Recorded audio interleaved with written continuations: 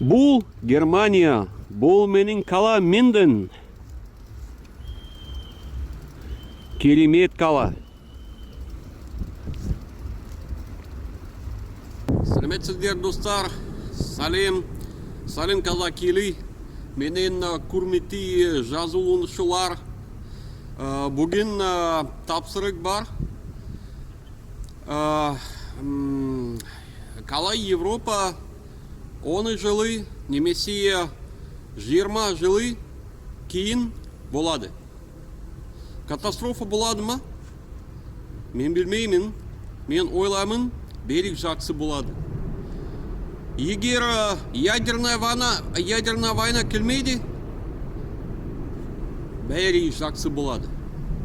Значит, в последнее время идет нагнетание, непосредственно вот некоторые блогеры в Германии нагнетают обстановку, да, что типа в Германии все, короче, пипец полный.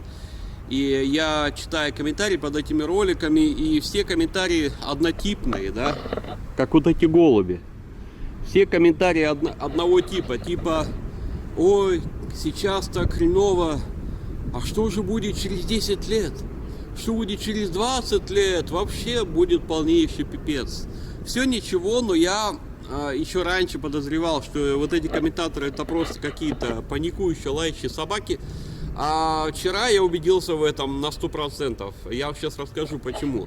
Дело в том, что когда-то 10 лет назад я не был блогером, но я был комментатором. Я создал аккаунт в YouTube. Я вообще видео не снимал. Потом я снял первое видео, но это отдельная история. Я создал аккаунт и назвал его Mad Max. В переводе на русский означает Бешеный Макс. Ну, потому что я фанат фильма Бешеный Макс. Вот, Mad Max. И я просто писал комментарии. И это был 2012 год. И, значит, о Германии никто особо не рассказывал. Да и не было блогеров-нагнетателей. Да и блогеров было о Германии раз-два и обчелся как-то так. Ну, может быть, 2 блогера там были, да, но они такую обстановку, такой гнет тут не гнали, да, по Германии. Но на российском телевидении уже проскакивали ролики, это был 2012 год, что вот, Германия, ну, короче, заселяет жители арабских стран, темнокожие, и Германия станет, ну, скоро не Германией, а каким-то там Германистаном. И вообще, короче, ничего немецкого в Германии не останется. Это был такой гнет, но это все было по телевизору, по российскому телевизору. Ну и некоторые чуваки, конечно, эти ролики записывали на свои компьютеры и заливали в YouTube. И комменты под этими роликами были, ну, конечно, пипецовые. И, конечно же, как вам сказать, вот, допустим, я бы сейчас проехался бы по моему городу, да? Естественно, бы на камеру попались бы там, ну, парочку там, не знаю, там, албанцев, там, турков, да, вот, что есть, в принципе, в городе, да, тут что говорить, вот, но для меня это как-то привычно, нормально, потому что я живу с этими людьми, меня окружают эти люди, у меня нет никаких проблем с этими людьми, просто я общаюсь, я общительный, и мы все разговариваем на немецком языке, на немецкий мы все разговариваем, вот. До Казахстана еще дойду. Я просто сравню вот эту ситуацию. Понимаете, в чем прикол, ребята? Здесь, вот, ну, продолжу. Сперва я закончу то, что я хотел сказать. И, значит, один комментатор очень страшный комментарий писал о Германии, типа, все, пипец, короче, все, да. И я с ним вступил в схватку, в конфликт, виртуальный конфликт. И дело даже дошло до того, что мы даже вышли друг на друга через одноклассников. Ну, одноклассники, да, такая социальная сеть. А в комментариях он, ну, эту Германию хаял вообще нереально, да. Я выяснил попозже, что он, оказывается, у него немецкие корни. И я его спросил, чувак, у тебя немецкие корни, а ты сам-то не хочешь в Германию переехать? А он мне, да ну эту Германию, там смотри, сколько там арабов, там чернокожих. Что станет из этой страны через 10 лет? Короче, он в 2012 году писал, что через 10 лет Германии наступит капут. Всего ничего. Но в Одноклассниках все обменялись сообщениями, и я про него забыл, про этого чувака. Я думал, что он про меня забыл. А в Одноклассниках есть такая фишка. Если кто-то тебе посылал фотки, сообщения и даже не делает это годами, то если через 5-6 лет он постит фотографию там, то это автоматически у тебя выходит оповещение у тебя на твоем паблике в Одноклассниках.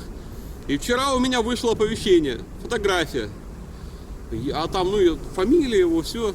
Я такой думаю, блин, не помню, что за чувак, почему ко мне пришло оповещение в Одноклассниках. Я редко захожу в Одноклассники, но вчера зашел, да, потому что у меня не было доступа к компьютеру целую неделю, потому что я отсутствовал, я был в Берушуле, вот.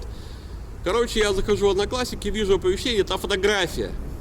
Потом захожу на фотографию и узнаю фамилию этого чувака. И это чувак, вы не представляете, который 10 лет назад мне писал, что через 10 лет он и Жилыкин, в Германии наступит капец. Вы не представляете, ребята, этот человек переехал в Германию. Прикиньте. Он, видимо, все-таки докопался до своих немецких корней, собрал документы, сюда переехал. В ту страну, где, по его словам, 10 лет назад должен был наступить капец. Я смотрю, он там сфотографировался на фоне ратуши, где-то там в каком-то городе, такой радостный, веселый, в Германию приехал. И что я подумал? Я не стал с ним спорить, ничего ему писать. И что я подумал? Я подумал, что, вероятнее всего, 10 лет назад он не знал, как ему приехать в Германию. Он не знал, может быть, с чего начать, как вообще собрать документы. И от этого он просто хаял Германию. То есть он хаял Германию просто от того, что он не мог сюда приехать жить. И теперь что я думаю? Вот эти люди, которые хаят Германию в комментариях, они ее хаят не из-за того, что действительно они думают, что здесь все так будет плохо. Они себя уговаривают. И у них просто не получилось сюда переехать жить, у них просто не получилось что-то с документами, и они просто себя уговаривают, что типа, а чё мне эта Германия, когда там все будет херово, когда там арабы понаехали и чернокожие. Они сами себя в этом уговаривают, ребята, понимаете? Просто потому, что они сюда не могут переехать жить. Так вот, самое главное, вот смотрите, то, что я начал в начале ролика, сейчас я расскажу. Сюда приезжают люди из всех стран, это правда. Темнокожие, не знаю, как сказать, чернокожие, но они здесь все интегрируются, потому что здесь очень хорошо работает программа интеграции. Если даже человек, приехавший сюда в молодые годы, не совсем хорошо выучит, допустим, немецкий язык, ну, не совсем, допустим, да, не идеально, да, то все равно он будет со временем разговаривать на немецком языке, потому что ему надо здесь работать, ему надо здесь учиться, как-то, ну, чтобы, допустим, у него там сперва маленькая зарплатка, он хочет зарплату побольше, поэтому надо квалифицироваться. А это значит, что правильно? Значит, нужно учить немецкий язык. Понимаете, ребята, так это работает, никак по-другому это не работает. У меня, короче, есть знакомые турки. Они не сильно в немецком языке сильны, они разговаривают как могут, но они пытаются, учат, интегрируются. Так вот, у них есть дети. Я помню этих детей, которые были вот годовалыми там по несколько месяцев, да. И сейчас я вот вижу вот этих выросших детей, ну, парней, которым по 18-19 лет, они уже здесь интегрированы в Германии, они спокойно владеют немецким языком. Они полностью увлечены в этой всей немецкой культуре. И полностью задействованы в этой инфраструктуре германской, понимаете?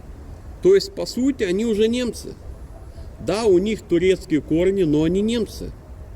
Кто-то из них, может быть, не хочет немецкое гражданство, кто-то получил паспорт. Вот я знаю, допустим, молодых парней, кто-то охотно получает немецкий паспорт, кто-то не хочет, да?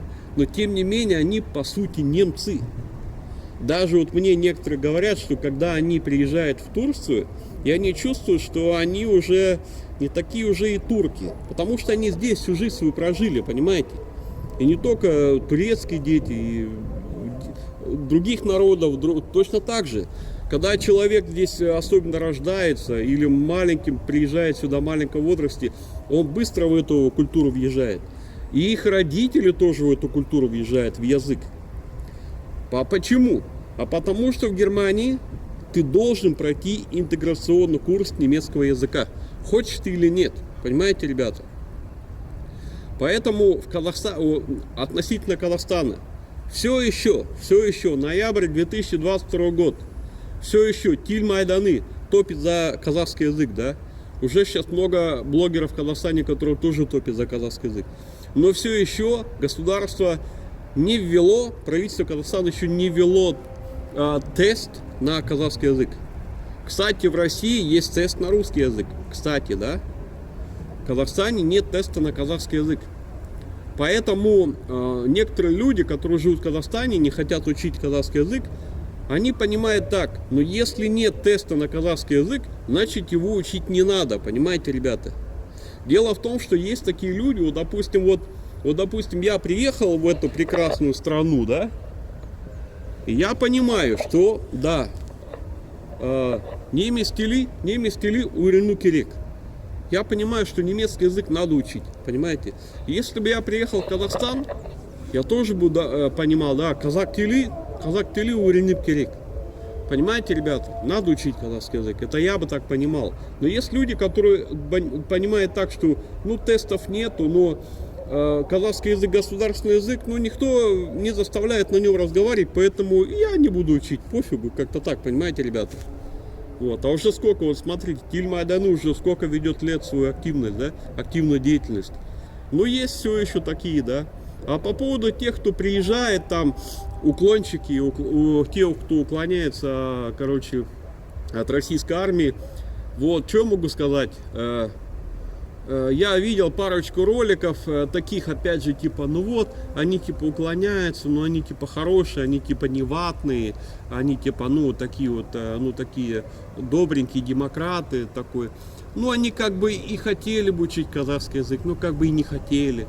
Ну, как бы и хотят, как бы и не хотят. И что самое интересное, вот эти уклончики, если они надеются, что они вернутся когда-то в Россию, и все будет хорошо, у них-то хорошо не будет, пока в России существует тот режим, который сейчас существует, уклонистам лучше не будет, потому что если останется тот режим, они вернутся, то их все равно подтянут за жопу, поэтому им, хочешь не хочешь, а придется жить в Казахстане и учить казахский язык. Как-то так, ребята. Поэтому, что могу сказать, если ведут тест на казахский язык, то все очень будет просто. Вот, допустим, молодой человек просто подумает: казак тили, мен алмаймын, бірақ мен казак тили үйреніп керек. Себебі бұл өте маңызды. Казак тили мемлекеттік тили өте маңызды тили. Понимаете, ребята, и любой человек подумает: да, надо. И он придет к этой идее начать учить казахский язык, потому что это не просто государственный язык, а он нигде не сможет без казахского языка, ни на работе, ни на одном предприятии. Я уж молчу там про магазины, а, кстати, с магазинов и начал движение Тиль Майданы, да, как-то так. Но все равно со временем... Я не знаю, как правительство будет к этому относиться вопросу, но я все равно думаю, что правительство Казахстана все равно подойдет к вопросу, вводить тест на казахский язык или не вводить. Вот. To be or not to be. Вот как-то так. Что еще могу сказать? Пишите ваши комментарии, что вы думаете под этим или иным вопросом. Вот. Ну, тема, я считаю, очень важная. Я вам просто дал сравнение. Я просто живу в Германии, да. Я вот сейчас вот начал учебу, ну, это как училище, да. Начал учебу, короче, да. И я вот не могу себе представить, как бы я это все делал, не зная немецкого языка. Я не могу себе представить вообще, как я бы зашел бы какой-то там, не знаю, там... куда-нибудь там, в любое там как-то управление и не знал бы немецкий язык. Как бы я мог объясниться, что-то сказать? Я не могу себе это представить. Понимаете, ребята? Вот даже вот сейчас там у нас лунопарк, да, открылся. Я вам немножко поснимаю в конце ролика под мою музыку, потому что под ту музыку, которая там играет, меня YouTube заблокирует. Вот. Я не могу себе представить это, ребята, как-то так. Поэтому те люди, ну, я молчу про этих уклонистов, это отдельная история, и не хочу даже об этих уклонистах говорить, потому что тоже начал кто-то там ролики снимать, вон, там кто-то там ходит, требует учить казахский язык, типа националисты, радикалы, типа как так можно, это не по-человечески. А как мы в Германии по-немецки разговариваем, это по-человечески или нет, а? И нормально, да, и ничего, и всех это устраивает. Как-то так, ребята. Живешь в стране, учи язык, как-то так. Аж в Казахстане, если Казахстанда, казак тили керек. Как-то так вот, живешь в Казахстане, учи казахский язык, все очень просто. Вот я живу в Германии, я учу, ну как учу, я уже так подучил, но я все равно еще дальше, я никогда не останавливаюсь, никогда не говорю, что все, я выучил язык. Ты не можешь так сказать, ты всегда, даже казахский язык ты подучил, чуть более-менее начал разговаривать, все равно тебе надо углубляться, тебе надо лучше это уметь, лучше разговаривать, как-то так, ребят. Поэтому пишите ваши комментарии, что вы думаете по этому или другому поводу, ставьте лайки под видео. Потому что видео надо поднимать. Короче, я как понял, там на меня жалобы накидали какие-то умники, короче, да, чтобы мой канал подгасить, пригасить, чтобы ролики не высвечивались у зрителей YouTube. Но мне как-то пофигу, я все равно высказываю свои мысли как-то так. Вот, я свободный человек, я живу в демократичной стране, и тем более, что я говорю, это не радикально, это человечно, понимаете, ребята, как-то так. Вот, поэтому ставьте лайки, подписывайтесь на канал Контратак ТВ, те, кто еще не подписался. И сейчас вы увидите пару сцен о том, как мы здесь проводим иногда время, выходные дни. Ну, я сам там не буду там лазить. У меня сейчас, сказать честно, в это тяжелое время, что сейчас происходит в Украине, мне сейчас не до каких-то веселушек. Вот, но я вам просто покажу, потому что дело в том, что у нас еще маленькие дети, да, и родители приводят своих детей где-то поиграться, потому что, ну, самим родителям сейчас в это время не очень-то легко, детям-то надо показать эту жизнь, да, потому что сейчас я вам покажу, короче, как здесь что почем, хоккей с мячом, вот, ребята. Сау болыңыздар.